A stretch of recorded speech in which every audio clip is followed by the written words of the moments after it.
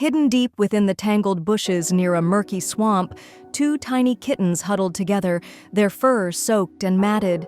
They trembled uncontrollably, their weak cries barely audible over the rustling of the frozen leaves. Abandoned and left to fend for themselves, they were too young to understand why the world had turned so cold and cruel nearby. A woman named May walked briskly along the path, her breath visible in the frosty air. She was on her way home from work, her thoughts occupied by the mundane tasks of the day. But as she passed the swamp, a faint, pitiful sound caught her attention. She paused, listening intently. It came again, a soft, desperate mewl. Her heart clenched.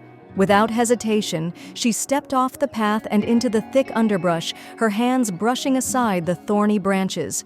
The deeper she went, the louder the cries became. Her boots sank into the muddy ground, but she pressed on, driven by a determination she couldn't explain. Finally, she spotted them, two tiny bundles of fur, shivering and clinging to each other for warmth. Their eyes, wide with fear, met hers, and in that moment, May knew she couldn't leave them. Carefully, she knelt down, her hands trembling, not from the cold but from the urgency of the situation. The kittens were too weak to resist as she gently scooped them up, cradling them against her chest. Their tiny bodies felt like ice, and she could feel their rapid heartbeats against her palms. "It's okay," she whispered, though she wasn't sure if she was comforting them or herself. "You're safe now." The journey back to her apartment felt like an eternity. May shielded the kittens from the wind with her coat, her mind racing with worry. Would they survive? Were they too far gone? She pushed the thoughts aside, focusing on the warmth of her home just a few blocks away.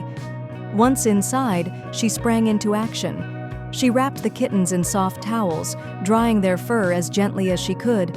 She filled a bowl with warm milk and held it close to them, coaxing them to drink.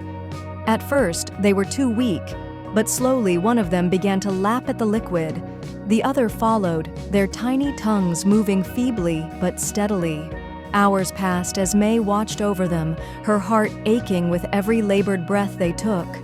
By morning, the kittens were still fragile, but their cries had grown stronger, and their eyes held a glimmer of hope.